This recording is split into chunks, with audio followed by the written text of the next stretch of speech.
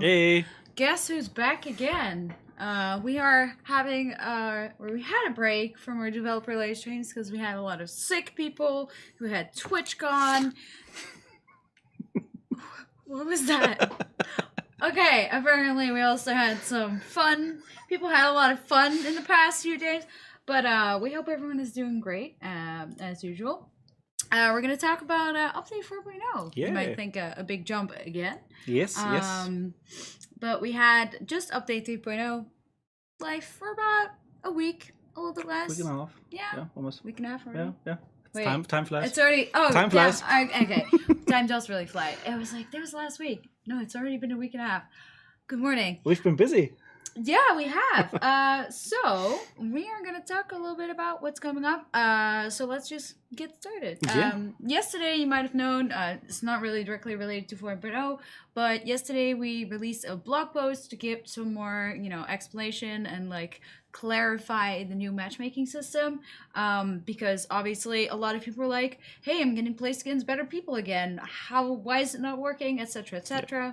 So with the blog post, we hope at least that people got a better understanding that like people technically start around the same time. So it could be that there's someone that played like or hasn't played yet in the new patch has to start with you even though he has a higher bloodline rank. Yeah. But that doesn't automatically mean they're better. It's been basically like a nice follow-up to what Loic already mentioned in the last dev stream we had about like how the system works. And since it's live now, like with the iterations we've done through it, like adjusting the brackets a little bit, which means like the groupings for higher, lower ranks, and how likely it is for people to find like a partner or an opponent. So yeah, at the moment, the servers sometimes can be empty for some people, but at the moment we're still figuring out what the sweet spot is, and like obviously because there are still like people that are obviously super good at the game most likely have a bit harder time to find a match because like you match not with that many people that are worse. So What's interesting to see is there like if you take a look at like what the usual average user numbers are, you can see that it's kind of a wave, right? There's a specific peak times we have and there's like low points usually when most of the world is like kind of either asleep or at work, etc., right? So you can see these curves. So whenever you are at the low point, obviously there's fewer players overall across the planet playing games, also our game, and therefore it takes a little bit longer compared to like the peak times. Yeah, exactly. So yeah, if you haven't had the chance, if you go to huntshowdown.com/news, you can see the matchmaking blog right there. And obviously check out the other blogs while you're at it. That's why they're there. But let's go back a little bit. So update 4.0, quick play. We have talked about it actually a while back. Originally we had a plan for 3.0, but that became the map. So now we have quick play.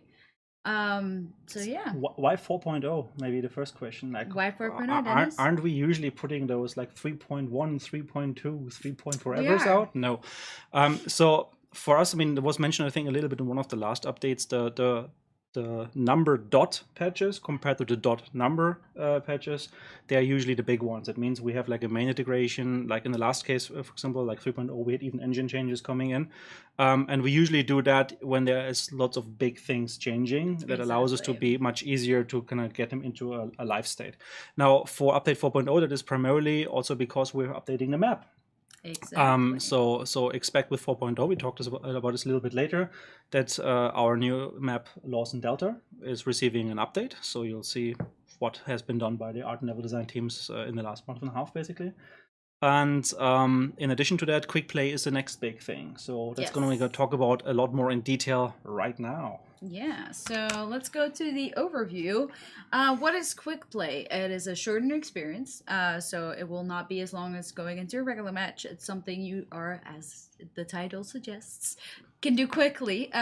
So matches take about, I think the max is 50 minutes? 15 minutes is the max time, but usually they're over between like 5 to 50 minutes. It really depends on how people play. So there's no boss. No extraction. This is something that's also why it was taking longer. We were still trying to figure out like what a good way was of dealing, like making it a fun experience. And when we did playtests, like we had it first with a boss, but it kind of felt like cumbersome, especially because it's solo. And we know we had a lot of people complaining about camping in a solo mission at first. Yeah, the solo only event was that had really like some. It was for us a bit of an eye opener, but also it gave us very good feedback on how quick play should play Yeah. Because like, especially the solo only, while fun, they also had lots of options for people to exploit it, to abuse it. But also in general, like we saw more camping. We saw some of the old issues return that we tried to fix with dark side boost, etc. in the normal game mode. But it's particularly in solo only, they were becoming problems again. And we didn't want that for quick play. Yeah. So keep gathering clues.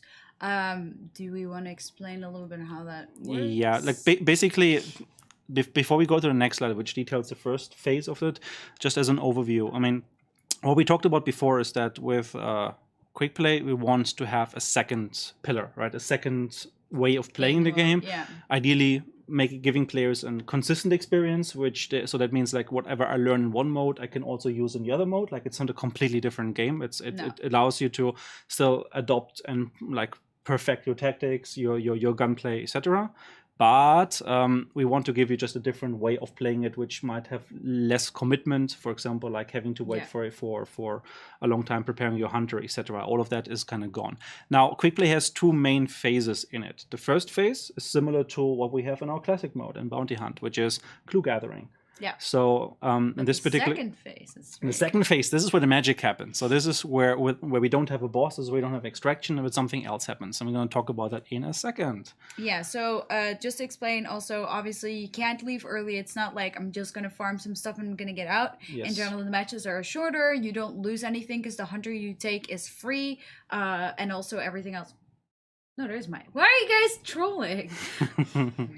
And it is solo only. So this is what replaces the solo only event or server. It's the evolution of it, exactly. basically. Yeah. Yes, the alteration on it. Ooh. So yeah, we go to phase. Oh wait, all right. So like, how do you wait? No, you can show it. So like, how do people queue for solo only? Now, yes. You already have seen. You already might have seen the button, obviously coming soon originally. Here you can select an outfit. Not sure why it's showing this stupid bar. Yeah. Oh well. You can select an outfit. I don't know how we balance it because I haven't. Let's pause here. Yeah. So yeah, basically you have now these two different modes to choose, right? You have quick play and you have the classic mode. You can already see it maybe in the summary. Solo only, loot weapons during the mission. So that's a very big point. You are draining bounty from the world, so that's the second. There's a hint at the second phase we're going to talk about in a second.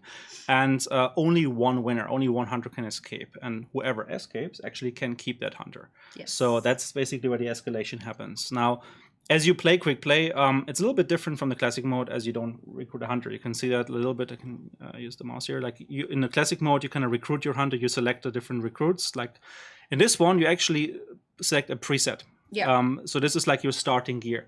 You kind of start with very, very basic weaponry. Like you start with a pistol. Yeah, so you can do medium range or like shotgun. Short range, melee, or just go random. And in addition to that, you can also change the outfit if you want to. We saw that in the beginning of the video. No. Yeah, that was, which is basically up to the tier you have unlocked in your bloodline. So if you're a new player, it only means tier 1. Outfits up to 5 randomly are becoming available. It gives you a chance to kind of choose one you liked, but obviously it might not always give you exactly the one you like. And if you don't go in that submenu to select one, it just picks one randomly every time you play. That's going to be how you look in the game, and that's going to be the hunter that if you win, you take out of the mission. Exactly. So the phase 1. So like obviously you find weapons. You start with like some starting equipment, which as we just explained depends on what you click, like either randomly, like medium range, and then you have to find clues, and at those clues you'll find weapons. Yes. But also add ammo cards. Yes. And then when the fourth clue pickup The fourth clue pickup. Normally there's not a fourth clue. So basically what we want to avoid, what you see in classic mode is that it's kind of random how long that phase takes, right? Like someone can just stumble upon the boss, kill him quickly, and basically while you're on your first or second clue, you might already be in a situation where someone has banished or started banishing on the first, like somewhere on the map. Yeah. Now we want you to have enough time to actually go and find and explore and find these weapons. So what we did is first off, we increase the number by 1, so there's going to be 4 clues total rather than 3. And also, and that's the important point here, the 4th clue, the first guy who picks up the 4th clue initiates the second phase. Exactly. So basically, the first part is a race towards 4 clues. You can either participate in that race, or you can just go and try to gear up instead, like if whatever's important. We see there's a reward for being that guy that gets the 4th clue.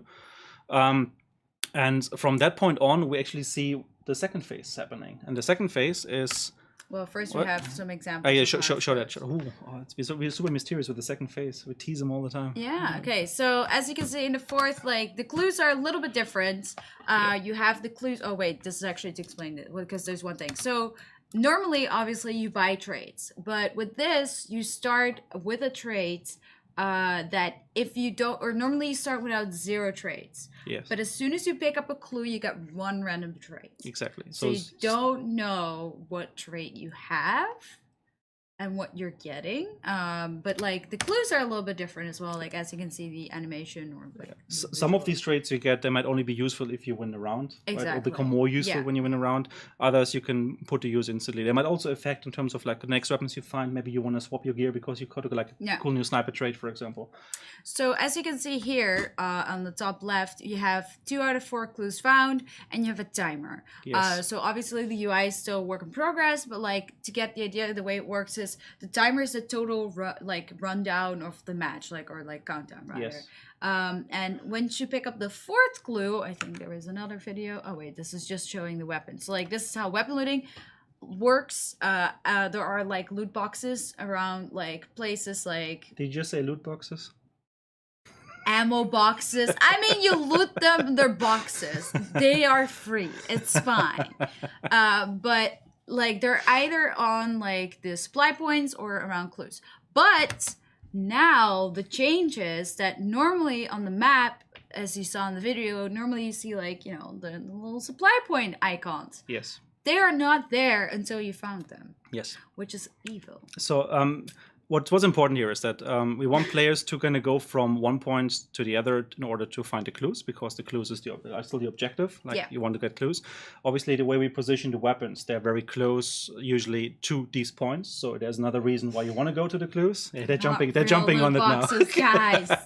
And to avoid players just bypassing the first or 2 compounds and run directly to one of the supply cards, because they expect better weapons to be found there, we are hiding them. So only if you are actually stumbling upon those supply points will you be able to get like the better weapons from them. At that point, actually, they also show up on the map, so they'll be marked for you. But at least you don't see them from the get-go, because we want you to be going after clues and not after the best equipment. The funny thing is, when I was recording this, the first weapon I found was the aftermath, and I was kind of like, of course. Of course, of all weapons, it has to be the aftermath that I find. But this is actually maybe a good point to talk about. Like, so we were here at one of those supply points, and obviously you get better gear at the supply points. There's a chance you might find an aftermath. The chances are rather low for like some of these weapons, like an Auto 5 aftermath, etc., or Mosin Sniper to appear, but they can appear. They're more likely to appear at a supply point than they are likely to appear at like around the compound. But the weapons are scattered around. They're kind of random. They're just concentrated around the clue areas. But you can still just freely explore if you want to, and hope that you might find like a nice weapon on like a sniper rifle on the bell tower, for example, or a shotgun in the basement. So what I saw, someone said, I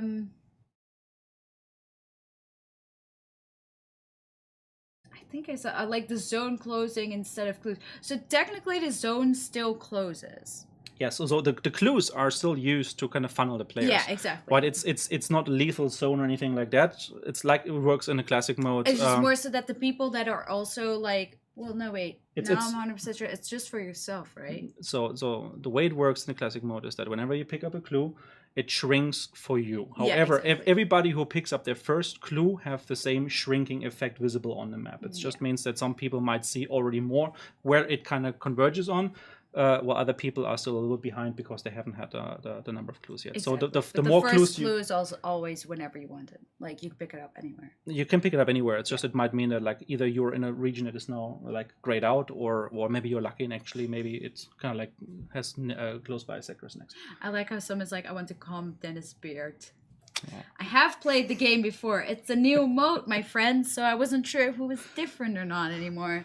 No, so change a lot of things. The first half of quick play should play very similar to how you're used to it, how you experience it. The one difference is you start with a predefined hunter, which has very limited gear. Like he starts, depending on your choice, with a handgun of a random nature. Like could be a silenced gun, could be a Coldwell. Obviously, it won't be like a tier 3 type of weapon. Like we won't be able to get like an uppercut right from the get-go. That's something you need to find and earn. And then, yes, as you move around and do your clue work, basically, you can find better weapons. You can also as you're used to already, I guess, from the changes we did with 3.0, looted from dead players, and therefore improve your position. There's one change here also, which is we only give you one tool slot and one consumable slot. So your inventory is a little bit limited. If you are managing to win a round and get the hunter out, obviously you can equip him like you can use him in a normal way. It's just that during the session you're gonna have to pick a little bit like what you want to bring along. So like what's actually pretty interesting, next time as you come around like a stamina shot, the first thing you do is you like jump it in and pick up the fire bottle next to it and keep on running. Switch it to the next side. Okay. So yeah, this is where you would pick up the fourth clue. As you can see in the top left corner, 3 clues are there. This is the fourth pickup. Yes. Now this guy is the first one to do it. This guy's name is LOL. Yeah, that was Valdemar's doing. Very funny. So what happens here in the top left? That's maybe an important part. So you see, and you've already seen in the previous videos we showed here, that there is this red counter which drags down. So think of this as the bounty tickets in the mission. This is also your mission timer. So rather than 5 or 10 or 15 minutes, you have, I think it's 900 of those points at the moment. So we're still changing the numbers here and there, so this might go up or down for when you guys have a chance to play this. And it basically is the timer of the mission. So this trickles down, and as long as no one has the fourth clue, it goes nowhere. It just basically depletes. However, whoever is the first guy to get the fourth clue initiates phase 2. And at that point, all of the points that are trickling down from this point on will add up on his account. So he will start harvesting these points. So I just go to the next slide. Phase 2. So the second phase is basically a harvesting phase. You want to stay alive if you're that guy as long as possible in order to get as many of those points. These convert 1-on-1 to bounty afterwards, so which means you get money and XP from them, similar to like what you get from like boss extractions, etc. And they're guaranteed. That means even if you die, you're gonna keep that. So even if you were only that guy with the fourth clue for, let's say, a minute before you get killed by someone else, what you get the worth value basically of 1 minute, could be like 60 to 100 to whatever of these points, and you get them guaranteed. If you die, this is what's added to your account, and you keep on playing. Now, there are 2 issues we found out while playtesting this. And there was one which was an issue with camping, and the other one was an issue with running away. So since, unlike in the classic mode where you have a kind of focal bounty, you can go to the extraction. Exactly, you have like focal points, right? Like so you have the banishing side where people have to stay around for quite some time, and from that on they need to move to an extraction point. It kind of makes it rather predictable how they move, and you can be tactical around that, both as a guy trying to run away, as the guys who are trying to pursue or ambush, etc. Now with this mechanic here, there is one difference, which is that there's one player who is always in control of the spacing because he is the guy harvesting. So you will see him in Dark Side with the lightning as if he were a bounty carrier in the classic mode. However, we found out that people would either go into like some deep basement dungeon with like a shotgun waiting for people to come in.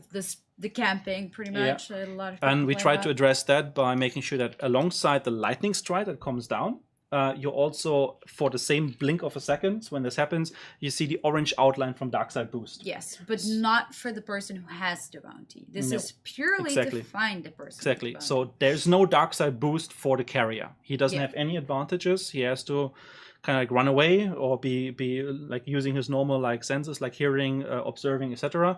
But the guys who are chasing him, they would at least know, is he, for example, at Whitechapel, if he is underneath in the basement by seeing that orange outline for a brief second every time it flashes, or whether he's maybe in a bell tower or in the church. So it just makes it easier to catch up. Like we had a couple of situations where people were trying to figure out where this guy was because you only see the lightning strike coming from above, but you don't really have the chance to tell whether he's really underneath it, whether he's on a particular story. So it makes it a bit easier for people to kind of like engage him.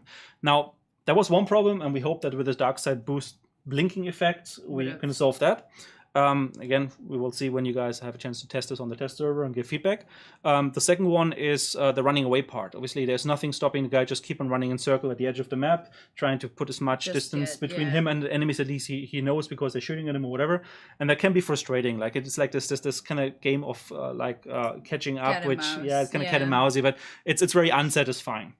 So in order to kind of keep that contained, we have added another rule, which is when the guy becomes the carrier, so after the fourth pickup, he will have 200-meter radius around him he can move. It's basically, if he moves close to the edge of that 200-meter radius, you will see like kind of a wall popping up in front of him. He cannot move through that wall unless you will basically he would take damage. He takes damage, so it's not good for him to do that.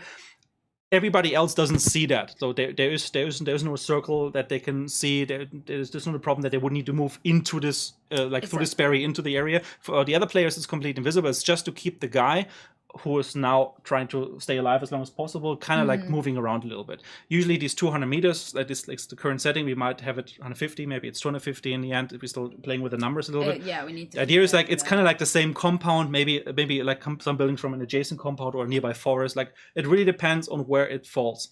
And there's also some dynamic nature here, which is that if the guy who is currently the carrier gets killed, it instantly transfers over to the killer. Yeah, so you don't, it's like normally you have to pick it up, but now it just transfers over, like the the rest bounty, so to say, because like obviously after the time is done, like you have less, so like the later you pick it up, obviously the less stuff you get from it. Yes, so there's this pool of 900 points. Very likely people won't be able to ever get the 900 because they get the four clues first, but let's assume someone has been really fast. He might be able to start harvesting from maybe 700 points on, right? Like, it really comes down to how quickly they have a chance to pick up the stuff. Sometimes it's 500, sometimes it's 600. And then when they get killed, at that point they stop harvesting and a new guy starts to harvest there. There is no transfer, so no one gets what the guy before him harvested. It's just that whatever is left in the pool, the other guy can also start leeching. Obviously, he has to kind of build up his own pool. Yes. So, and also the people that die, that harvested some of the points, still get bounty after the match is done. Yes. So they still earn some gold that they can use in the actual like game mode. So you keep what you harvest, basically. Yeah. There's one additional rule we put in there, which is that the current carrier, if he kills another player, he instantly takes a big chunk out of the pool. So like, he can shorten the time like by, I think at the moment it's like 50 points right away. That means you also have a chance by, if you don't want to hide and run away, but if you want to be more offensive, there's a reward for it, because you might just like have 100 points left to harvest. And so just killing 2 players might actually make this game insta-win for you. Since the pool is big enough, we don't expect that to happen very often. In playtesting, it felt pretty good.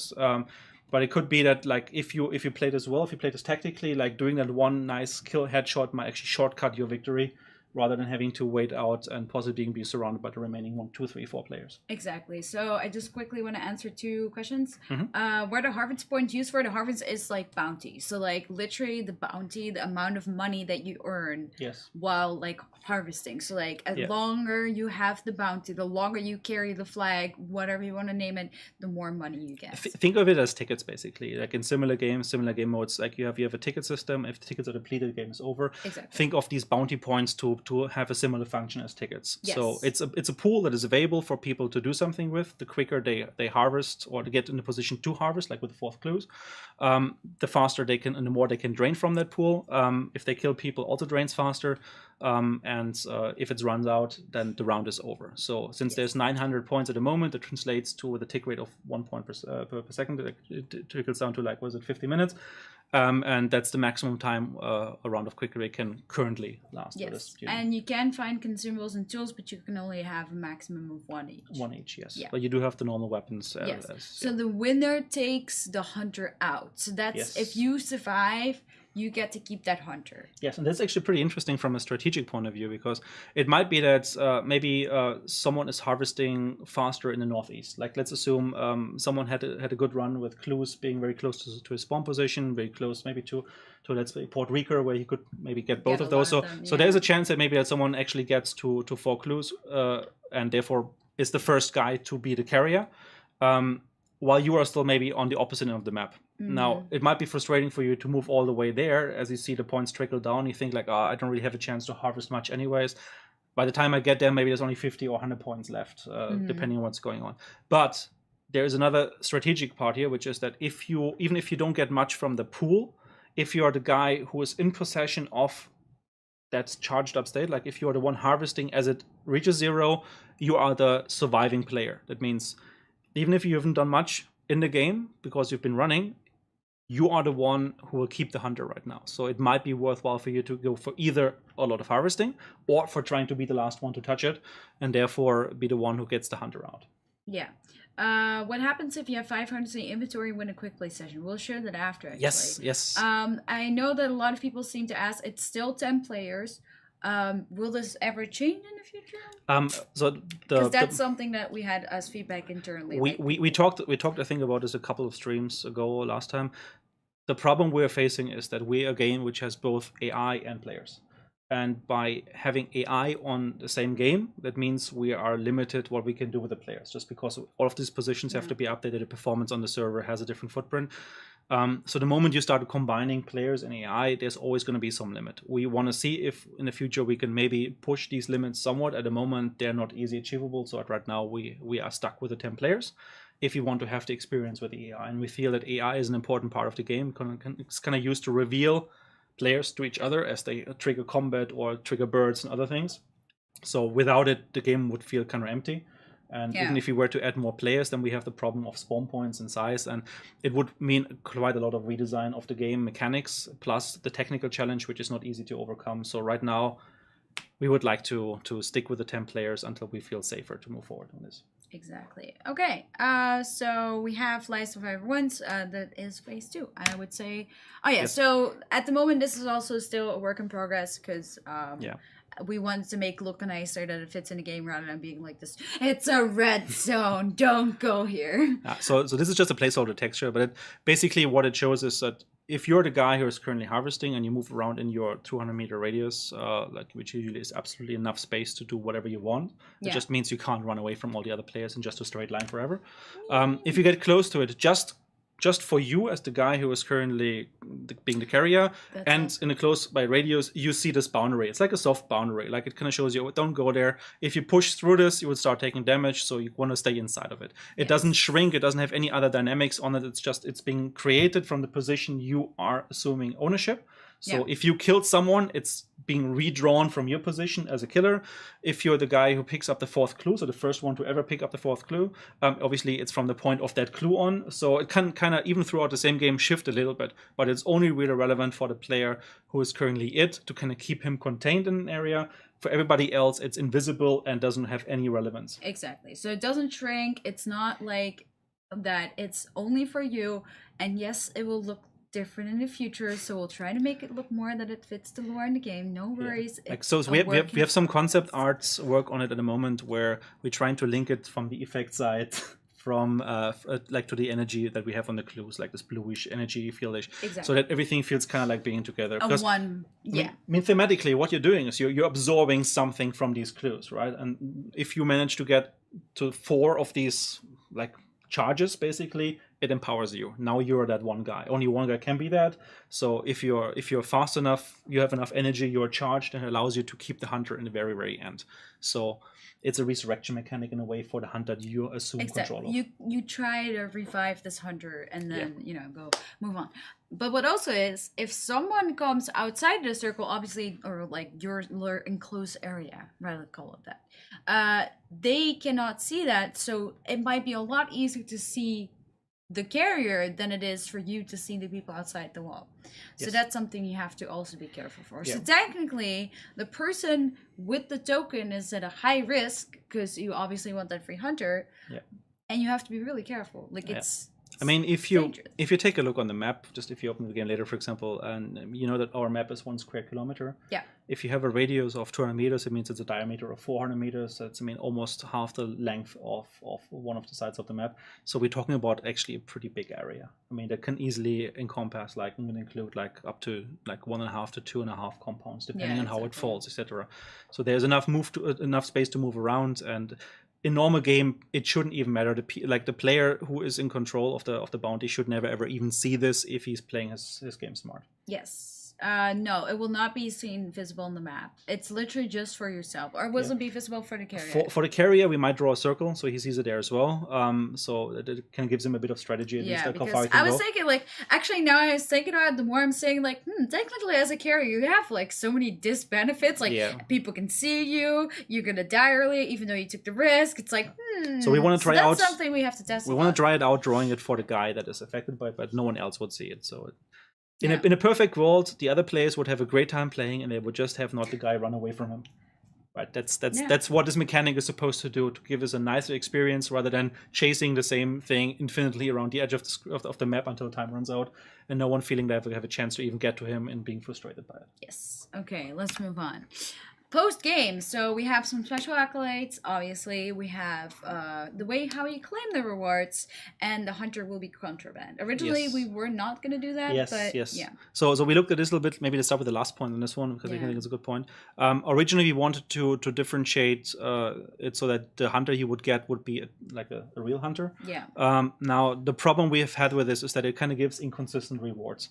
It kind of puts a second strategy into the whole game mode where you try to maximize shortly before the round ends if you have a feeling you can win by putting the most expensive gear on you, like an aftermath, for example, because you know that after the round you can sell it for money. What we want, though, is we want to give players a hunter they feel happy to play with because they've built them up to. So by just making sure that the equipment they get is contraband level, they would just use that hunter as is, for the most part, play with him, have fun with him, rather than trying to milk him from additional credits. Because what should be the case is that the credits you get systemically from like collecting, harvesting the bounty, etc., getting the accolades, that should be the kind of like box within which you can earn money. Yes. Because like, I mean, selling an aftermath can easily give you more money than you could get from playing 1 or 2 of these rounds.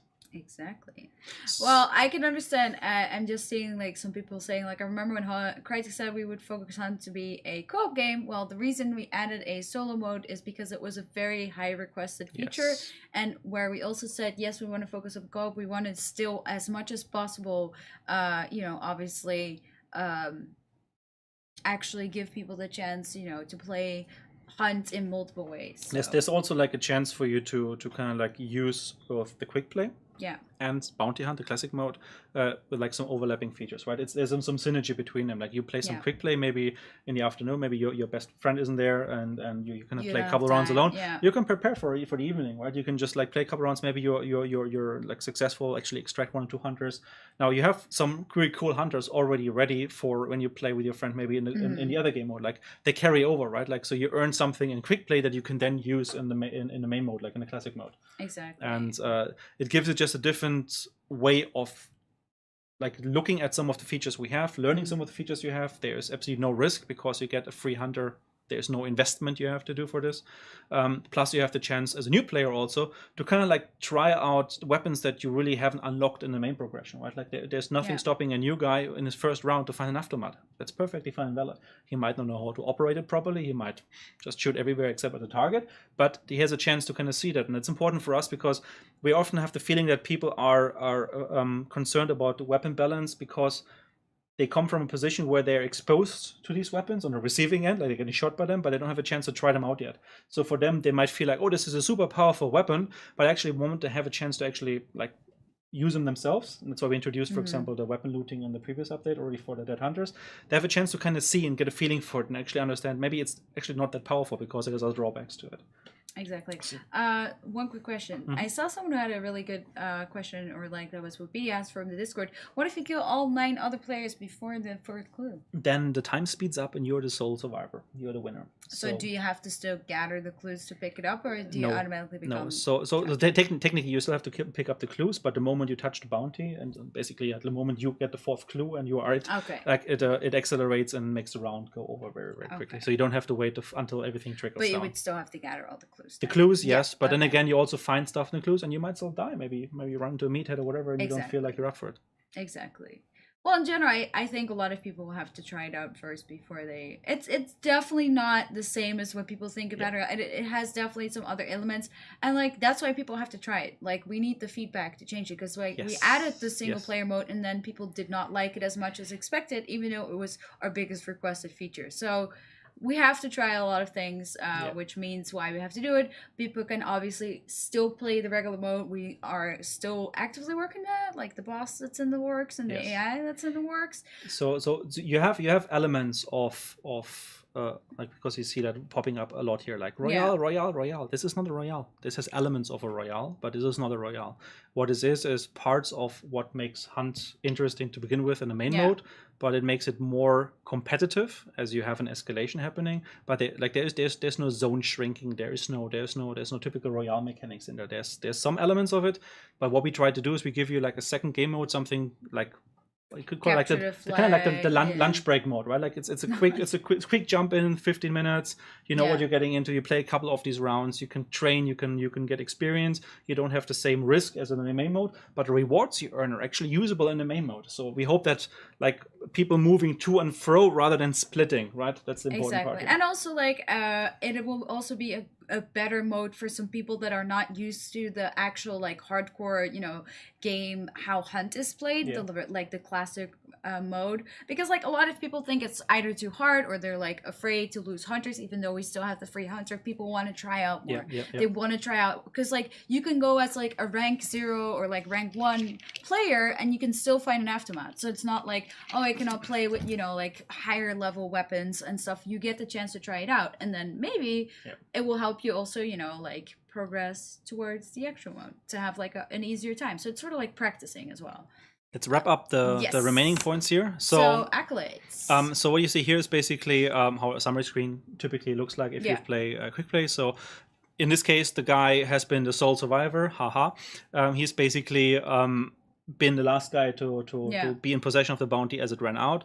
He also harvested 427 bounty points, and coincidentally he also was the first harvester, which means he gets a bonus for being the first guy. So there's a reward, there's a guaranteed 100 bounty in this case if you are the first one to get the 4 clues. So there's a bit of a competition to be that guy. And then the bounty harvested obviously changes depending on how long you were in possession. This could have been just 27 if you would have died very quickly after taking it. So apart from that, that's basically the big parts. So I'm sorry, I was like busy reading, but like as you can see, like the total bounty, like obviously that will be different depending on like how long you have the total bounty. But if you die, so if you weren't a survivor, you still have bounty harvests if you actually got like the bounty. So you still get something. It's not like all's for nothing. Bloodline rank lol.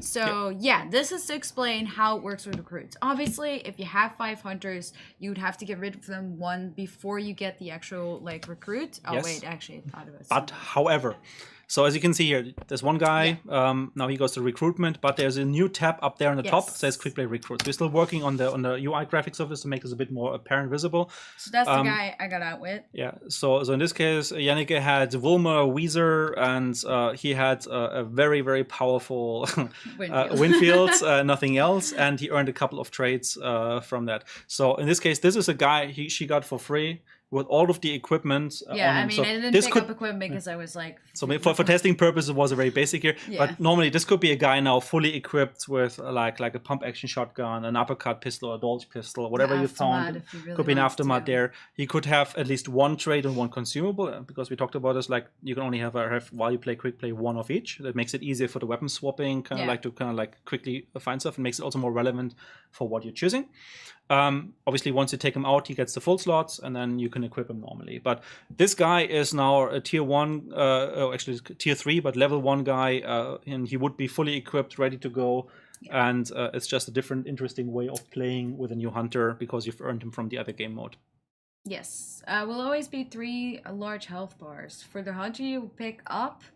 It mixes. So it's random like with the normal recruits. So your starting condition changes. But what about the burning then? Because that's actually a good point. Because like I personally don't even know that because I have never experienced it so far when playing testing it. What if you burn when you pick up the bounty? Do you also like, because obviously back in the day when you banished, you know what we talked about in the normal game mode. So what we talked about is that if you're the one who wins, because it's only relevant for the one guy that wins, we fully restore the health to whatever hit in the beginning. That makes sense. So even if you barely made it out and you like burned to death, we don't want you to have earned like a new tier 1 with like a small 25 health. Yeah, well, 50 is a minimum, but still like a small very little health, right? I mean, that would that guy will very likely die the moment you take him into a mission because you don't yet have any upgrade points to kind of pay back the health. So if you win, he always gets full chunks back. Yes. So that's just a convenience thing.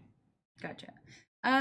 So like as he showed, like you just recruit him by the extra recruiting, and it will just show that the hunter was made from quick play recruits, so you can always recruit them for free. Yeah. So what this solution for gives to us is basically, rather than having to override one of your 5 hunters or telling you, hey, you don't have space for this guy, like by shifting them into a different recruitment tab, it's up to you when you want to recruit them into your bloodline. So if you currently are full, maybe you want to keep him there like for 1 or 2 rounds until maybe one of the other hunters guys, and you just go there and recruit him.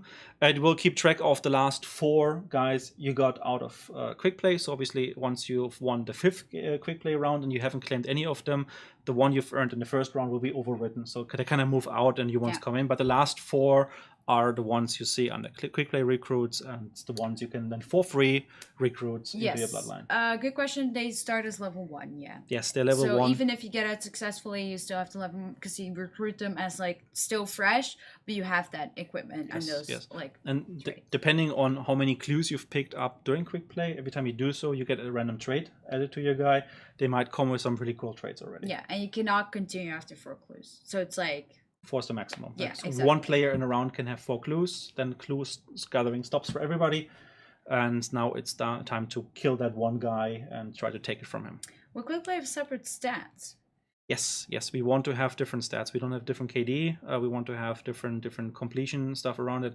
So we have to see whether this will be an initial version on the test server, or if we only can finish the stat stuff as we go on the live version afterwards. Yeah.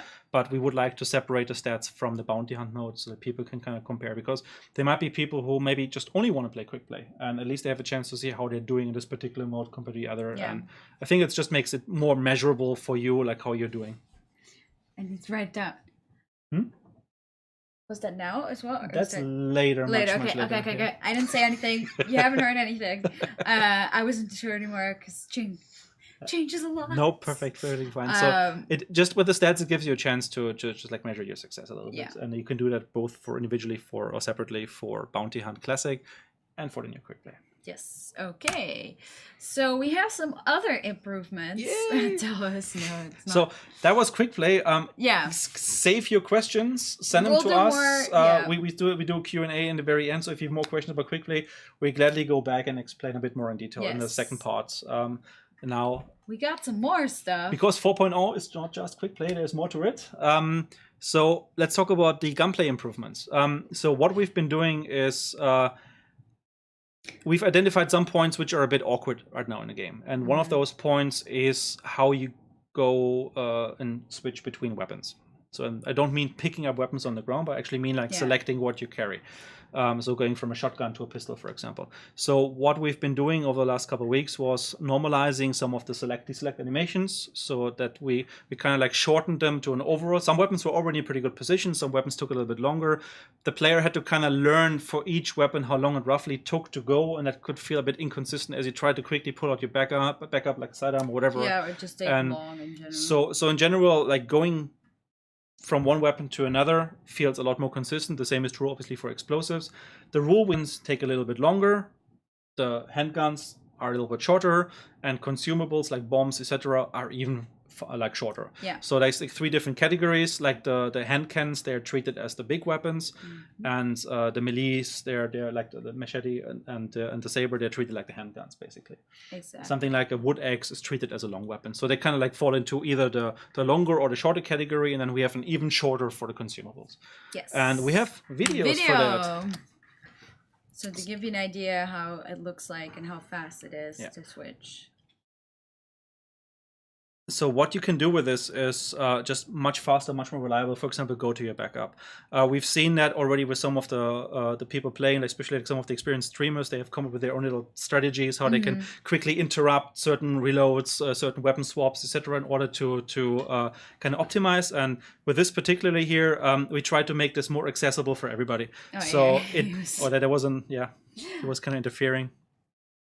Photobombing us there. Yeah. Another thing is faster. Throwing. So prepping, right? The prepping of it. You see with the hive bomb. Remember, like hive bomb has been pretty awkward, like kind of shaking this like for like a minute or so. 5 minutes later, still shaking. And so everything has been normalized. Again, the idea is that if you want to go from your weapon to a grenade, to throw a grenade, the time it takes, no matter what grenade you have, is roughly the same. So you can kind of learn these timings, you can more reliably use them.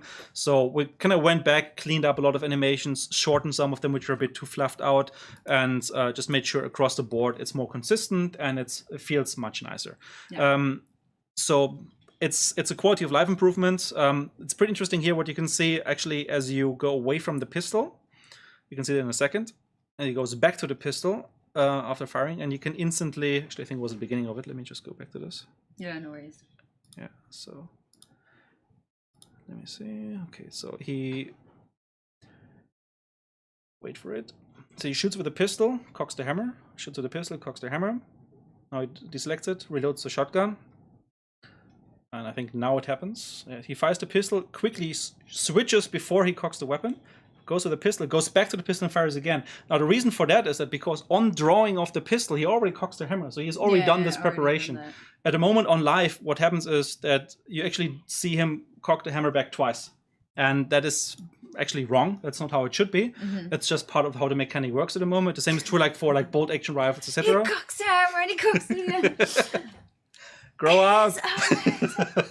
Well, I meant more that he should be a commentator. Like, can you believe it? So technically, what you will see here, as you can see in that video, everything is a bit smoother. It's a bit faster. You still have the same weapons. You still have the same cumbersomeness of the weapons. Like between shots, you still need to like pull the hammer back between like single action shotguns, like the revolver, like the uppercut.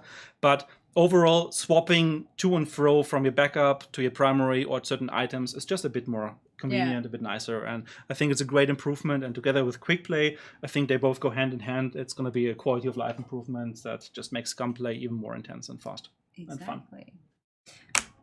AI changes. AI changes. So yeah, you want to go further? Okay, so hellhounds now get damaged if you shoot them, and we could not get an image or a video for that for now because it's pretty gross. But we do have hellhound masks that you guys have been wanting for a while, or at least you wanted it, but you don't really want it.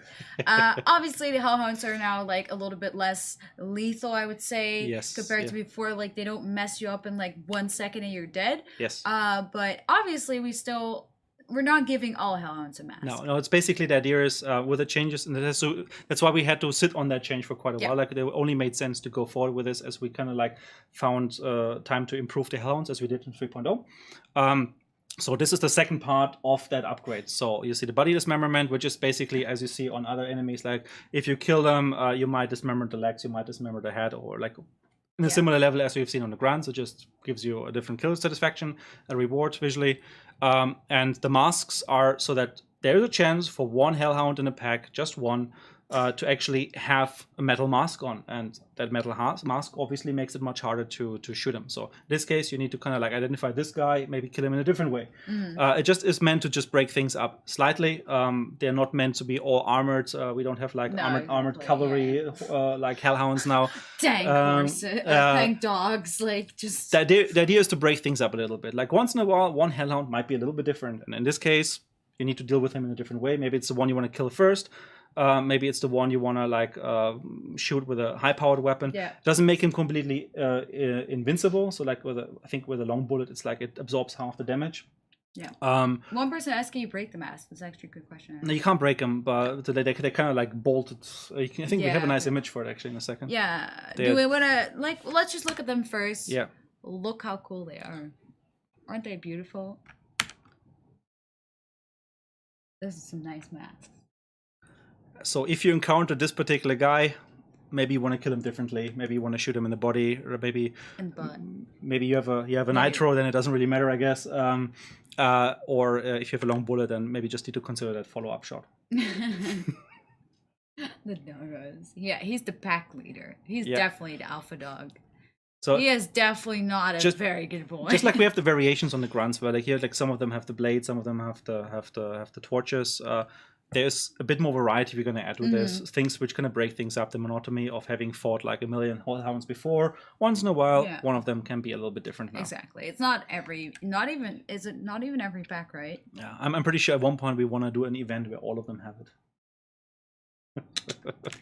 Panther dogs. And then there's a third point here, which is that headshots are now silent. So I think you've seen a glimpse of that already with the throwing knives, where once in a while the guys would just drop dead without making any noise. That was the first, exactly. It was like the first test we did, but we were lacking the system to make this consistent. So with the headshots on our silent, what it means is that if you shoot someone in the face and they die from it, or in the back of the head for that purpose, if you kill them with a headshot, then they don't do like long growling noises or like strong body falls, etc. Which means if you're tactical, if you're careful with a silenced pistol, with throwing knives, with melee attacks, you can just drop enemies without drawing too much attention. Obviously, you need to be good to do that. You need to be taking your time. You need to be careful. But if you need to really get rid of that one guy that's in your way, then you know what, hunters are around, they're onto you. You may have a chance to quickly throw the knife at that one guy, kill him with a silent head throw, and just make your escape or get into a better position. So it's again one of those things which allows you to just be more effective. For players, we intentionally didn't do it because we really rely on the player dev sound. I think if there's one sound which is the most important sound, I think we have in the game, as we noticed recently when it was missing on the test server. It's the player dev sound. You need to have that sound. You need to understand when you kill the player. So this goes for AI and AI only. Yes, it's just more like, especially if you have indeed like a silent pistol, and you know, like the silent pistol can use some love in general. It can use some love in general. Dennis, use some love. Doesn't it feel loved now more though? A little bit, yeah. And then you can at least, you know, because people can still hear it. So now that's how it works. Yeah, exactly like that. They're very silent but deadly. All right. So that's when it comes to AI changes, but we have more. Yeah. So look at the dogs again. Aren't they beautiful? They are so beautiful. Yeah, very beautiful. So we have challenges. What is that? Yeah. So a new thing that comes with 4.0 is challenges. Yes. So both daily and weekly challenges we're introducing to the game. This is basically just give players, in addition to just playing the game, a bit of like a small little thing to complete here and there. So there's like a huge pool of small things to do. The daily ones are rather easy to complete. I mean, there's one example here is kill 3 or more leeches with one attack. So you obviously just throwing like one dynamite or lantern or whatever into a group of leeches might very likely award you that particular daily challenge. There's others which go like kill like 20, 30 grunts or do specific things there. We don't have the full list here, but it just means that as you play the game normally, you have these little small things which give you additional rewards, and both on the daily challenge, which resets every 24 hours, as well as the weekly challenge, which is basically once a week. And now the rewards obviously are much higher for the weekly challenge than is for the daily challenge. What you can see here, I'm going to use the mouse cursor to highlight this a little bit. What you see here is like the daily challenges, and right next to is the weekly challenge. And important here is to look at the rewards. So we classify the rewards into 3 different levels of quality. So we have bronze, silver, and gold rewards, and they're kind of split between different things. For example, they're split between handguns, melee, explosives, support items, as well as like rifles, etc., shotguns. So you don't really understand what you get exactly, but you understand in what category you get something, and also if it is going to be a lower quality, like for example, the bronze explosive, it could be a single dynamite stick, for example, or if it's like a golden melee, which could be everyone a saber. Gets an aftermath. I'm joking. And the aftermath is definitely a possibility if we have a golden rifle in there. It's just that as you claim the reward, once you finished it, you only at that point understand really what you've gotten. So the weekly challenge is pretty interesting because it gives you like up to 5 things. In this case, it's five rewards. So it gives you a medium, so a silver tiered a pistol, a melee weapon, explosive, and 2 support items. So as you claim this reward, you might get, I know this could be, for example, an officer brawler. It could even be a dolch, I think. This could be a machete, or a weapon with a bayonet, I think is even included there. These UI changes are not final. No worries, guys. And then this could be like a dynamite bundle or a frag bomb, and then you might get like a vitality shot and I don't know, some other tool. Question: are these contraband? No, those are real rewards. So you can also just cash in on those. So if you don't want them, you can just sell them afterwards. But they're given as proper true rewards, and that's going to be important for something we talk about in a minute or two. Exactly. So, as you can also track them on the map. So whenever you're in a game, you can track. Can I see weekly challenges? How far you are? How far you're doing? Yeah, a second. Yeah. Okay. So no. It's pretty straightforward. Rewards are It's not contraband. what we would like to see with the system is just that people get like some how you call it, like they're breaking out of their monotony a little bit. Yeah. So in addition to completing the objective, like you have this other small thing that might be important to you, like you definitely want to maybe come or like near to like a meathead, for example, because it might be part of your daily challenge. Well, normally you might avoid them all the time. Just break things up a little bit and gives you like just a number of small rewards. And moving forward, we would like to expand the pool of possible rewards from this. At the moment, it's just you get some free samples of these bronze, silver, or gold tiered weapons, or you might get some money as well. I just see. What's the question? Look at this. I beat all over my shoe. Well, I mean, gotta take care of yourself. Okay, we're changing some other stuff. Yes. So something we talked about already a little bit, hinting that this would come with the last update when we talked about the contraband weapons and the new stuff. So we want to be able to do price changes without you guys buying 2,000 sabers. Yeah. I think in a nutshell, that's what it comes down to. Now, I think the max Subway bought is like 10,000, and then we didn't change the price, and then they were did it all for nothing. Yeah. Failed spawner, just a nice happy wave at you. Still got those sabers. 12,000 sabers. Now, basically, what we're doing with 4.0 is we are adding some limits to how much of a particular type you can hold in your inventory. So we're starting with a set of numbers. We need feedback on those. It might be that we want to increase them a little bit, like maybe 5 or 10 or 1, depending on what the things there. Is a bit too low? Maybe it's going to be more 10, 20. Again, this is where we need your feedback to see how you feel this plays. So don't worry, it can get higher. I see a lot of people are like, oh my god, it's such a low limit. We need more, but the limit is subject to change based on your feedback. But at the moment, what the starting point for us is that we say we give you 5 times the space for a particular weapon, so 5 Winchester Cs, and then you can have 5 Winchesters, you can have 5 Winchester silencers. So every particular type of a weapon would have that limit. For consumables, obviously, because you're going to go through them much faster, you usually have also higher stockpiles of them. At the moment, we would set it to 10 of them. Maybe again, it could be too low. Maybe it's going to be 20 or 30. Again, based on your feedback. And then we want to make sure that you can only ever have 1 contraband of each. Now, this is a little bit to work around what we already talked about when we introduced the contraband weapons, that for the time being, it's fine if people kind of stockpile them. But we would like to keep a bit more control about like how many of those are in circulation. So that means a maximum of 1 contraband version of a weapon is what you can have.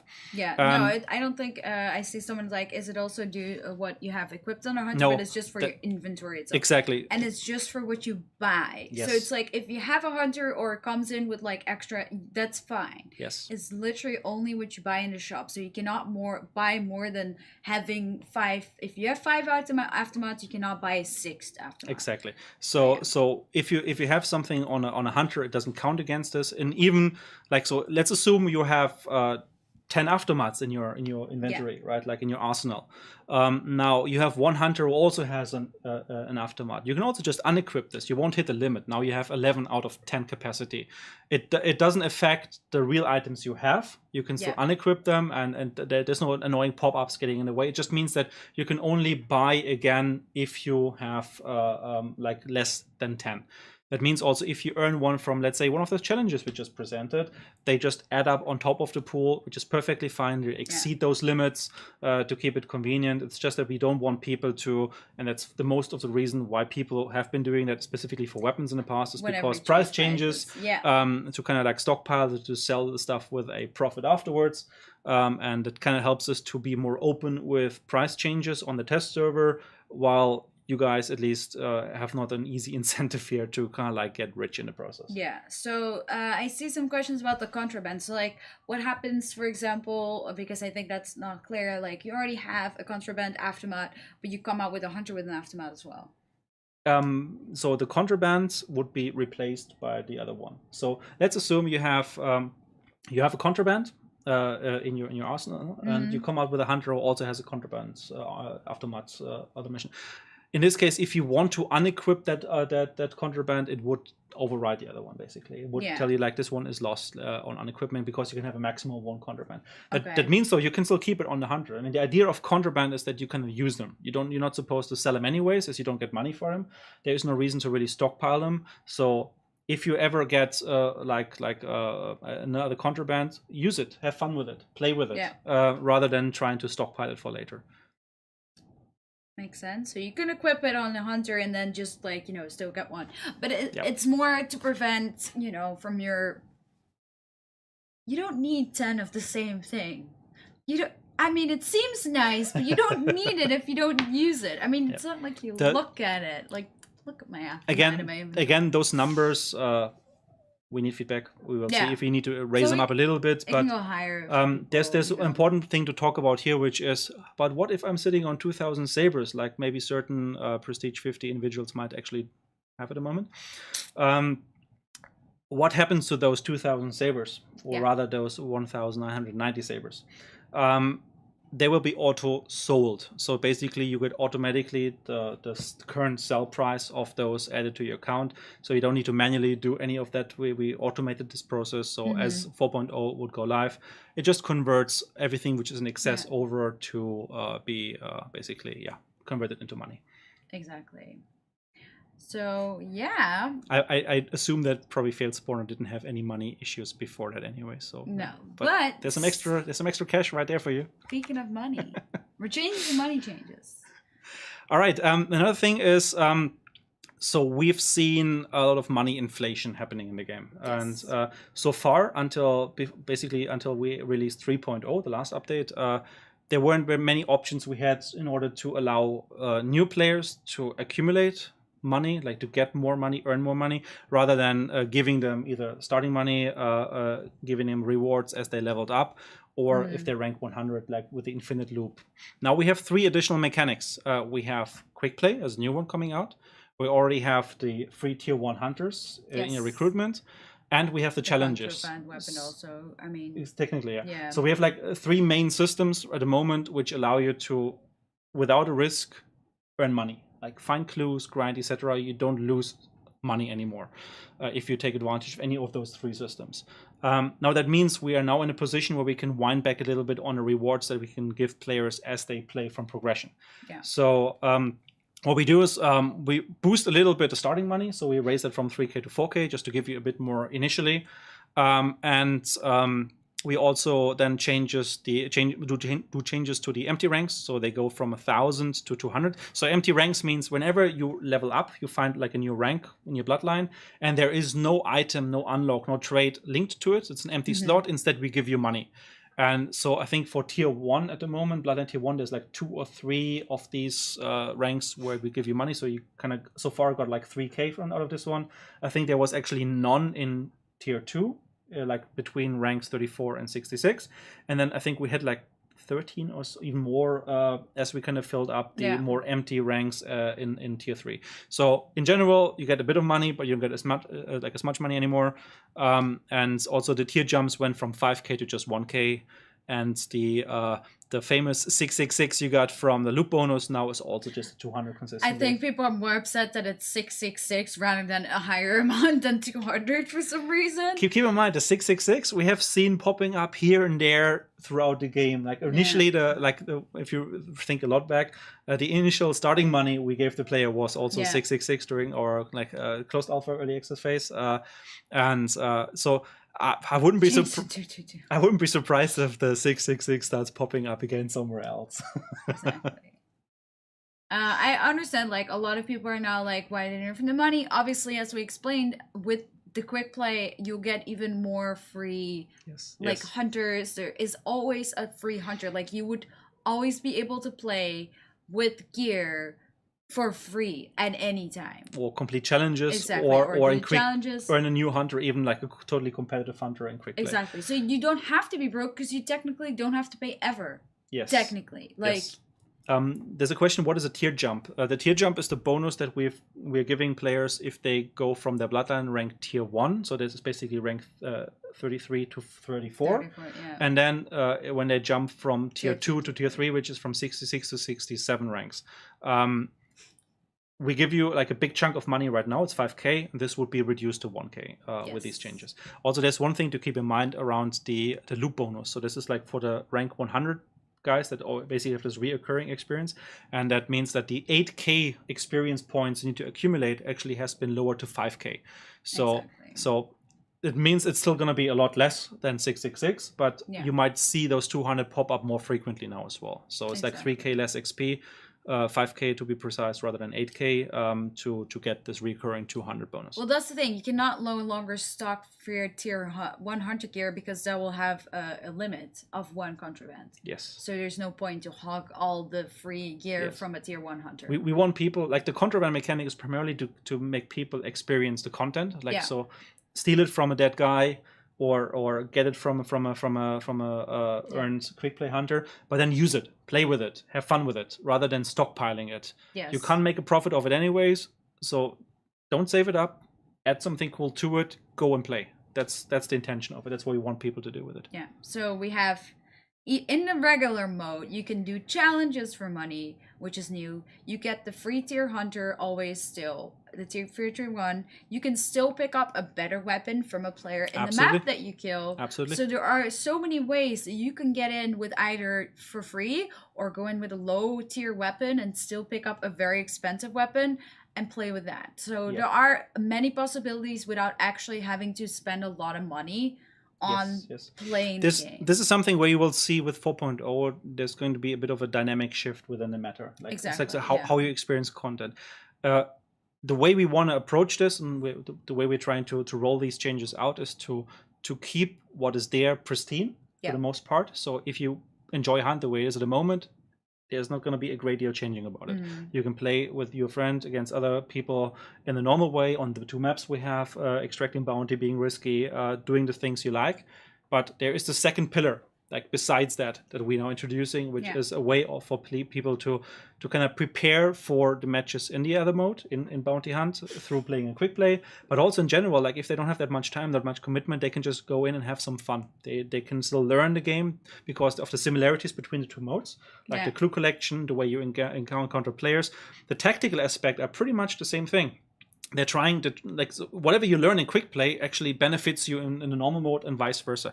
You have a chance to like, if you're a new player and you would just play quick play for the first 10 matches, you would, I guarantee you, have a much easier time with your first game in Bounty Hunt, like in the get-go. So it's important for us that we don't divert, we don't separate the community between 2 different modes, but to actually have just a different experience of the same thing, technically, if that makes sense. Yeah.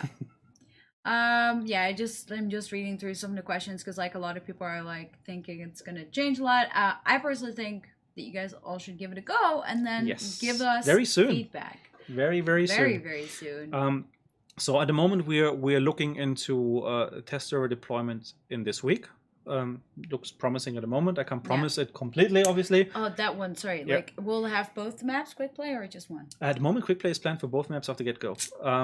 Also, there was this one change we can talk about in a second. Actually, I can talk about it right now, but it affects the new map. So with 4.0, we're going to move Lawson Delta, the new map, into the normal random rotation as well. Yeah. So that if you're clicking on a random mission, you will be able to get either one or the other. So we're basically moving into the next state of developing Lawson Delta by just having it like appear in the normal rules for quick play, but also for the random mission, etc. Obviously, you might still find a separate mission with that map, but if you just play like a random mission now, you might end up on Stillwater Bayou, or you might end up in Lawson Delta. Yes. Okay, that means we still have, I think, one thing left. The level changes. Yes. So let's start with the first thing here. Yeah. So Lawson Delta. With 4.0, we mentioned at the very beginning, 4.0 is primarily a main update because we want to roll out a new version of Lawson Delta. So we've seen like a lot of changes that's been done by our level team, by the art team, kind of like replacing some of the white box assets, fixing out of bugs and issues, repositioning spawn points, more cover. Just overall, the quality of things has improved across the board. So we don't even have like a detailed list here. The best thing for you guys is that once you make it available on Test Server, you just play it, you enjoy it, you see what you discover. discover. There's lots of things to be discovered. Like you should overall see a much higher quality of the details inside the compounds, like the different areas, etc. So you should see just the map from a quality perspective, just feeling nicer, more enjoyable, being taken to the next level. So we're not going to go into detail about what it all means here right now. We leave that for you guys to actually try out on the test server once it goes there. We also don't have any screenshots of the new changes for Lost and Delta. But they're awesome. But they're awesome. But we had some changes for the original map. For our original map, which we internally call Cemetery. But this refers to obviously the Stillwater Bayou. So what you can see here, Bayou. What you can see here at the moment is the different spawn points, and what we've seen is that specifically the top left and the bottom right corner are pretty challenging if you spawn there. To say they could also be borderline frustrating sometimes. Now what we try to do is tackle those two areas in particular. So what we see here is how particular spawn points as a first step have been moved. So especially in the top left, you see that you see these little red arrows up here. So you see them move from one position to their new position. So actually the corner one moved a little bit more in, while the one above has moved a little bit to the east side. The main idea between like those changes for the changes is it gives you more direction, right? Like so in this one here, you're more likely to actually commit to going to the lumber sector rather than going pushing into the fish farm sector. So yeah, because you have the path of the two directly in the middle of the. And we did something similar in the bottom where we moved the southwestern. Oh, you guys can see it? No, there's nothing here. Oh, wrong way. There's literally nothing there. There is nothing, nothing there. So it's one spawn point change on the bottom, which kind of moves a little bit closer to the slaughterhouse area, so that players are also more likely to go there rather than again pushing into catfish.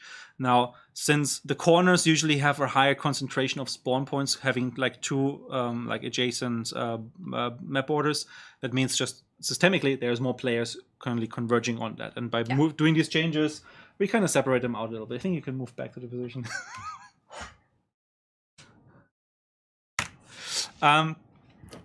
So in general, we also updated the positions around these points. So in next screenshots, we're going to go through those step by step. Actually, let me see. We start on the bottom. So with A, B, C, and then afterwards we go and shift back up to D, E, F, and G, just to show you a little bit like how it looks at the moment and what are the changes for it. I want to like make sure that I'm not. Wait, I'll just move myself. I mean, there's nothing next to B. I know, but this is better if people can see it. Okay. So let's start with A. So in this case, we move the spawn point a little bit closer to slaughterhouse, and so you can see like the pathing has been updated a little bit, so that the players actually just like have more of a natural flow towards slaughterhouse to the left side rather than going on the right side along the last like the big open space towards catfish. With spawn point B, there was the one in the far south. We basically rearrange the paths, so you have more options to move left, right, etc. We also give you more cover. This is especially important when it comes to like water devils and kind of like boxing you to a specific area or grunts patrolling on it. Again, there's a synergy of different mechanics kicking in here. It's the silent headshots, which allow you to get rid of some of these blockers that before would always reveal you to other players, as the dying sounds of the grunts, etc. kind of revealed you. Plus, obviously, the pathing options we improved here so that people can kind of move around. Have a bit more options depending if there's crows left, right, etc. There's always like an alternative path for you to go and explore, and you have a bit more cover as you go and get closer to the compounds. Both in the way. It will never stop. Yeah, it reads options and cover. Yeah, just move us around. Well, they can't see. You need to keep on moving us now from screenshot to screenshot. Okay, yeah. There we go. And we're going to. Okay, then we look at the last one in the southeast corner. So in this case, as you can see, like in the small one, we had a pretty open area. So like very few trees. You can see, let me just use the cursor here. Very open, very exposed, very easy to see as you move to the compound with the guys starting in the south. Like you might very often end up in firefights being fired at as you even were moving still to the area. So everything has been changed a little bit to give you more cover as you safely approach into the compound. and kind of like has given you a bit more options to avoid water devils or AI and other enemies around. Just make it more fair for these spawn points to move into this area. Then we are going to move up to the northwest. At Crawfish Fish Factory. So this is spawn point D. Let me actually go quickly back to the map so you guys can put this in perspective. Again, the ones we're going to look at now is going to be D, E, F, and G. So we're going to move from the west to the north, northeast, and further east. So this is the first one, the westmost. As you can see, like this is the boss building. You're directly west of the boss building here. So we improved the approach of it. As you can see, there's overall a bit less water there. So we kind of like receded the water, made sure you have more clearer paths to move into the compound. There's still going to be some barriers, and you might want to jump over something here and there, but it's a bit more accessible. It's not as swampy as it was before. And then we have I lost my foot. Crawfish, yeah. Crownfish, crawfish, crowfish. No. And this is the next one. This is the one which was in the far north. As you can see here, again, this is the boss building. This is this isolated small hut that was a little bit to the north halfway through. So this spawn point actually has moved a little bit away from the edge of the map down into the area. But since everything around it has been cleared out, it actually feels much nicer. And again, we've kind of gotten rid of some of the water, just made it a bit easier to traverse around, give you a couple more walk paths. Exactly. So, I mean, there might still be water devils, they might still restrict you, which is their purpose, but you have more options, you don't feel boxed in. There was always, like, especially in northwest and in the southeast, the problem that the water devils kind of dictated what you could do, and very often just forced you to reveal yourself, and with other nearby teams, you were at a severe disadvantage. So I know a lot of people want a snow map, but it's not as easy to make. Trust me. How do we shift from that to a snow map now? I mean, we can just make it snow wherever we want. I mean, global warming. Global warming cools everything down. That's how it works, right? I mean, at the moment the water recedes, so we see more land. Now this is the spawn point that was directly basically northeast of Mill and Lumber. Of Mill. I can go back to the chart for you guys. So this is basically around this area here, and this has been moved a little bit to the east. Going back to it. So now this spawn point basically moves you a little bit closer to the mill, which means players are less likely to move into the corner compound, but maybe actually push towards mill. And as such, relieve the corner a little bit from too many players trying to rush there in the beginning. Also, we open up some of the paths a little bit, just like suggest you to really go there. The player leading has been improved. Plus, obviously, cover options to avoid like getting camped or like spawn attacked too quickly. And then the last change, this is more of a consequential change. This is the one which is on the northeast side of the sawmill compound. Yeah. So this one has been just moved slightly, like, but it's mostly about adding additional like cover to it. For example, like it's being bigger, like bushes, trees being added there as a side protection, so you can't just like shoot across the field. There's some elevation we added to the hill to kind of like serve as more like hard cover for the guys spawning, possibly as your neighbors on the right hand side. And it just means that like this compound, like this spawn point had to change slightly in order to be much fairer, but also be more protected by having these like hay bales, hail stacks there, and just overall makes it feel consistent with the other spawns. Yeah, that's it. I think what we've been doing. That was it. Yeah. So.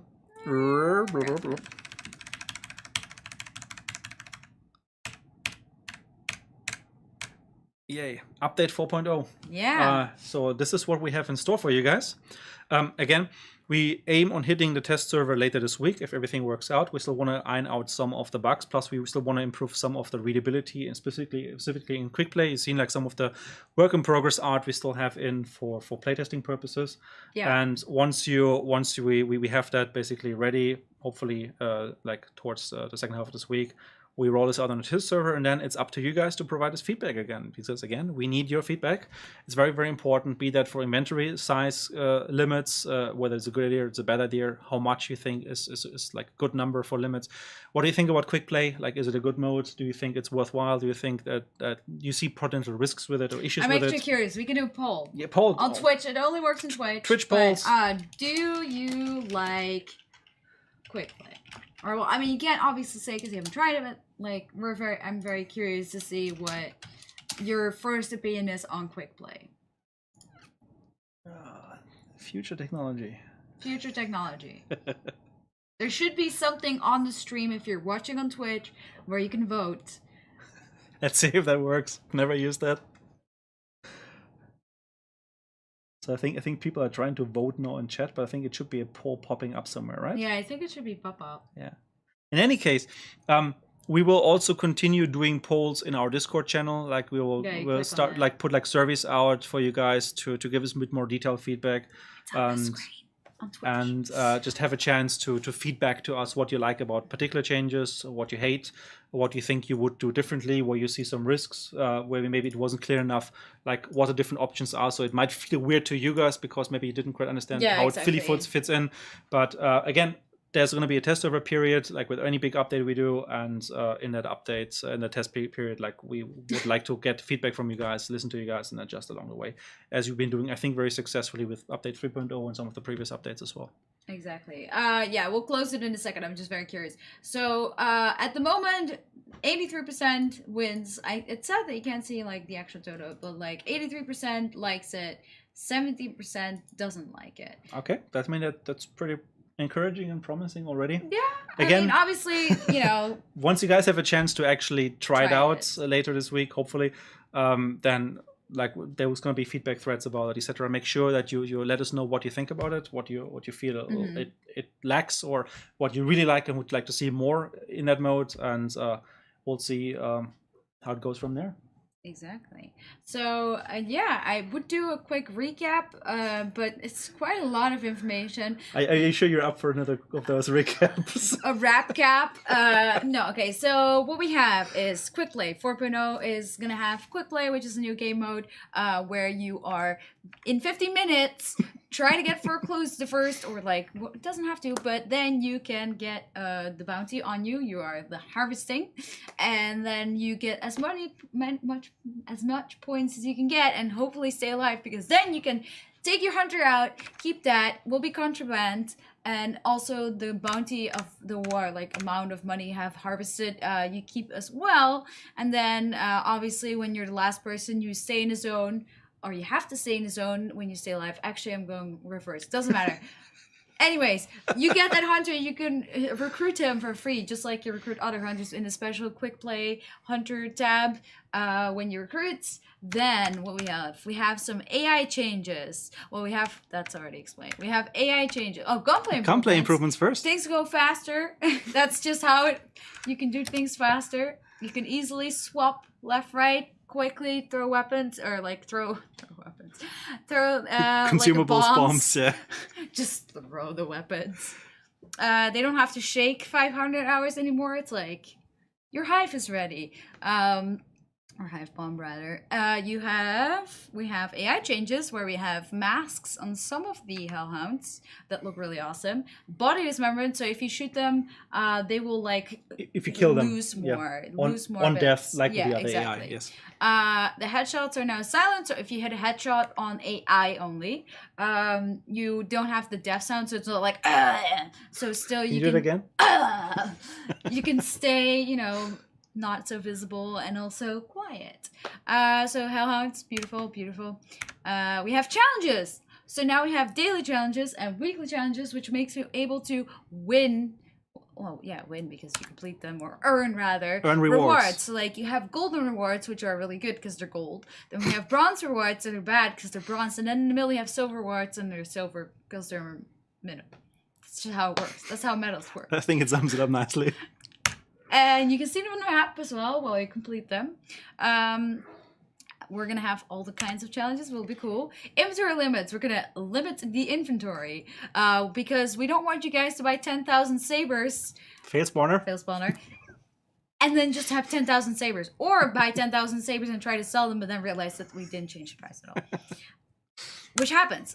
Same with contraband, you'll only have one type of contraband weapon each, because we also don't want people to take off the free hunters, just murder them. Like, those hunters have lives and families too, you know? They work hard for you. So they deserve, you know, your time worth. We have money changes. Less money, because that's good. Because you get a lot of free other stuff. Get good. No, I'm joking. Level changes. We have made some level changes to the old map. But also new map, you see that in-game. Massive update on the new map. That's about it. That's it. Done. I think. Be good, free hunters. I think we Think can about move. their families. We can move into the Q&A part. Yeah. Thank you very much for the wrap up. You guys want some questions related to 4.0? Obviously, if you've missed anything in detail, definitely rewatch the stream because this was really fast. I can understand. But here come the questions. Here come the questions. Let's see. So obviously people ask, oh, that's a good question because I heard about the, what about a reset of like... Yes, so the reset we want to do still, or I think we have to do one still. And originally we wanted to do that together with the crafting update since we keep on moving the crafting update further and further because of other things, other priorities coming in and us adjusting like to the feedback, etc. Unfortunately, it also moves that deadline around. So we still think that together with the crafting, it's the most and best time for us to doing a wipe. And resetting stats, etc. Obviously, we're going to keep the prestige ones, as we mentioned in the previous streams. We originally also wanted to do these limitations of the inventory together at the same time because it would be less painful or perceived less painful. Since we think that since we introduced the contraband weapons and these other new mechanics, I think it is needed. We think it is needed to have these limits in the place right now. They give us more freedom for tuning on the test server without you guys going crazy on purchases. But also make sure that you kind of focus on using stuff rather than hoarding stuff. We want to do those changes right now. They might be perceived a bit painful here and there. Again, we want to see what are good numbers. So we need your feedback on that. But we didn't want to wait until crafting comes for this to go in effect. Yeah.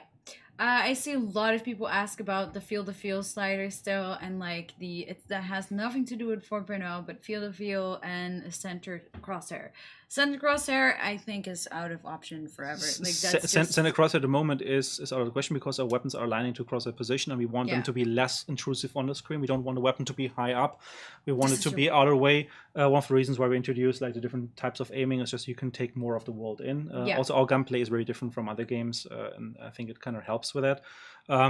If at one point we give you a chance to center the crosshair in, like decouple from the weapons, that's to be discussed, but it's nothing which is around the corner. Yeah.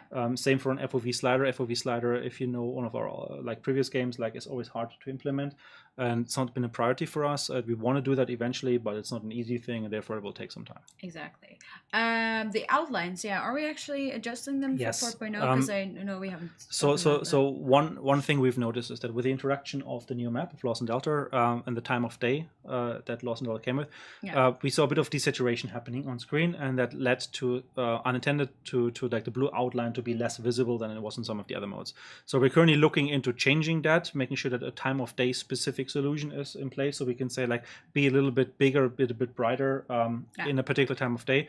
This is being worked on. We cannot say for sure if this will happen for 4.0, but we have people actively looking into this right now to make sure it's a bit easier to see your partner still. Exactly. So the red zone is not fine. Like the way it looks is not final. That circle, which will be around the player, will change. Like we're still working on making it look like it fits into Hunt. This is just it's just a placeholder for internal testing. It's literally the functional like appearance. Like you know, red is bad. Don't go there. The next time you'll be able to actually like try this out later in the week. You will see that this is actually only appearing in front of you if you get really close to it. So you won't see this in 200-meter distance already there. This only starts fading in like roughly around that distance, maybe a little bit, maybe the other end of that bridge, like we're talking about 30-40 meters maybe. Only when you start getting close to it, within that radius to it, would you start seeing it pop in. It would not be a red effect. It would be something themed to the color of the clues and the effects we have for dark side and vanishing, etc. So think about more like themed around that. Again, unfortunately, we couldn't show you a picture of it yet because it's still in progress. But functionally, it's just meant to contain the player who's currently the prime target for everybody else, so he just doesn't run away in a straight line, and everybody just feels like they have to chase him for 3-4 minutes, not getting anywhere, and overall the quick play experience suffering tremendously from it. So someone had a good question. What about if you shoot the hellhounds exactly through the mask and an eye, for example? Yes. So at the moment, it's very basic from a setup point of view. We want to refine this further. We have to see if on the time we go on the test server, we manage to do that. So, for example, if you look with a sniper rifle specifically at like the morph from the guy, you ideally want to shoot him still and kill him, right? Like only if you hit the mask should it affect. At the moment, it's a first version of it. It's very basic, which means it covers most of the head. We want to carve out more spaces, make it a bit more precise, so that it actually feels more appropriate for where you think you should have hit. Yeah. So there's a new boss in the works. When that comes, time will tell. We'll talk about it in the future. Exactly. So I know a lot of people are a little bit worried about the fighting of the community with Quick Play and Classic. Obviously, with the actual like 2 maps coming together in the random pool together, that will already take out the forced, map. Kind of helps us streamline a little bit. Exactly. And depending on the region and amount of missions we can make available there, like you still have like obviously your daytime spider on Lost in Delta or your butcher mission on the other one. Also, one thing we want to do with 4.0 is introduce 2 target missions for Lost in Delta as well, so that you can now find like both targets in the same map, just as it is for the regular mission. I know a lot of people are like eagerly waiting still for the Xbox version. Obviously, we want to make sure that the Xbox version is ready when we ship it and in a good playable state. So that's why we're taking our time, making sure that it's good, because obviously we can't push something that's not ready, because then you can't play it. You have the game and you still can't play it. So we take our time and we want to make sure that it works. You know, that you have a good experience. Expect some more information on that, like not too far we'll get more, exactly. But when we can't say, but we are working on it, and we just want to make sure that it's, good. Let's see.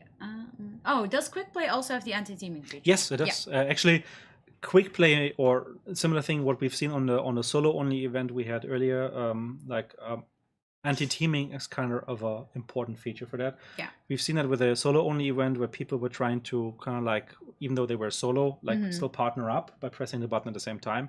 And then like they would just alternate, like this time I win, next time you win. It would just kind of help each other.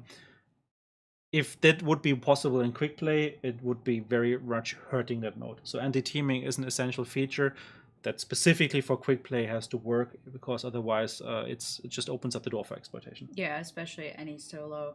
So people, I'm not sure, because like a lot of people say, or like some people say that why reward Quick Play more than Classic?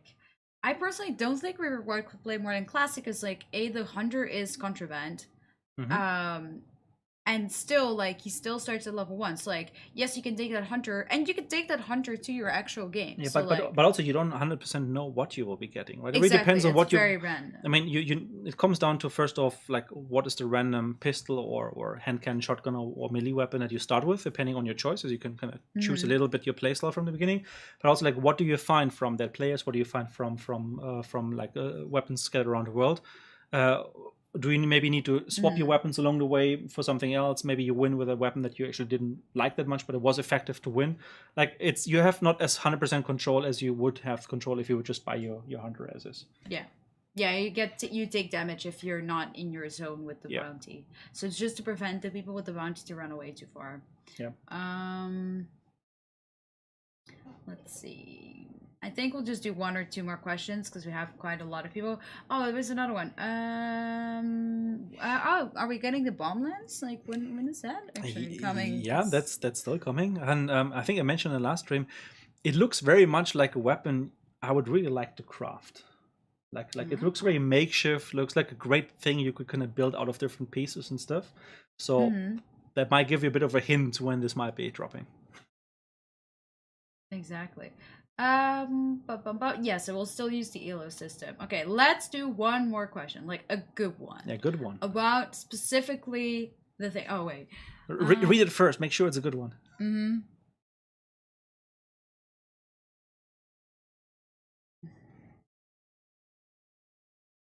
So if there's maybe anything about Quick Play which has been unanswered, still unanswered. I personally, well, Boo Boo, I just answered your questions. 2 of them were explained or answered. And also, I don't think we should be worried that people will, ruin the game by what was the question? Challenges. The question was Challenges. Worried about people fucking up the game. Sorry. When going for challenges, FA, you want to silent approach clues boss and your partner. Well, I mean, you can still silently do that. Or To be fair, it's a similar thing already because you still already get XP, right? I mean, if you have a partner who is basically just there for farming quickly, to rank up faster and then leave early, which is about tactic, then you might already have that problem. The challenges, they're not meant to divert you too much from the mission objective. They're just more of a side thing. Also, like, we don't want you to have to farm like 500 grunts or something like that. So basically you have to shoot every little grunt you see for a full week. They have to be reasonable challenges, stuff that you can actually achieve, and kind of like spices up your experience rather than completely setting you on a different track for completing that particular challenge. Exactly. Okay, I have one last question. Will we have 2 bosses in Lawson if the map goes through? Yes, I just mentioned that. It's basically, with the new update, we also introduced the 2 target missions on Lawson Delta, so you can have the Spider and the Butcher both on the same map, as is already the case for the old map for our Stillwater Bayou. Bayou. Okay, well, obviously we would love to answer all questions, but if you still have questions, go to our social media, go to our Discord, which is discord.gg/HuntShowdown, or Twitter or Facebook/HuntShowdown, and ask them there, because we will answer them there. Obviously, we will be able to explain more in some other dev streams, because I know that a lot of people ask about things that are coming later, like new boss. Obviously, we'll do a dev stream for that. We'll do a new dev stream, maybe something with the new AI, just keep on doing. So obviously, hopefully this week test of Quick Play, or 4.0. I see a couple of questions coming up here regarding... If you have Tinder? No, no. Not that question? I think I'm not allowed by my girlfriend to have Tinder. Sorry, it's taken. I have seen a couple of questions here, actually, which are interesting, which is about time of day for the new map. Okay. So not for 4.0, but soon. But are we getting a new one, or are we getting the old one? We talk about this more in the future. But I think what we want to get to is giving you the same experience as you have on the old map, also on a new map over time. It just takes time to tune and adjust, like light sources, fire camps, etc. So expect nighttime, expect fog, and other times of days to hit us eventually. Exactly. So, as I said before, you can ask all remaining questions on social media. He's also on the Discord, where you can find him under the name Niles. I gave up his cover. So just bog him there. It's fine. You can bog all of us there.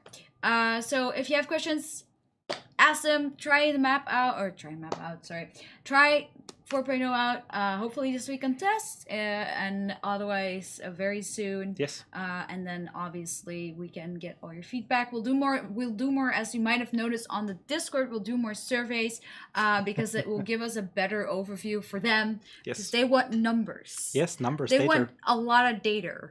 I like how you say data. They want data. Data. So we'll be doing some more surveys, also probably on social media. So if you can help us with that, fill those in, because that data is very valuable to us, because then they can change things according to your wishes. Or completely ignore it if you like. Or ignore it. That happens too. Yeah, I know that. All right. Anyways, thank you guys so much for watching. Have a wonderful rest of your evening, and until next time. See you on the servers. Bye.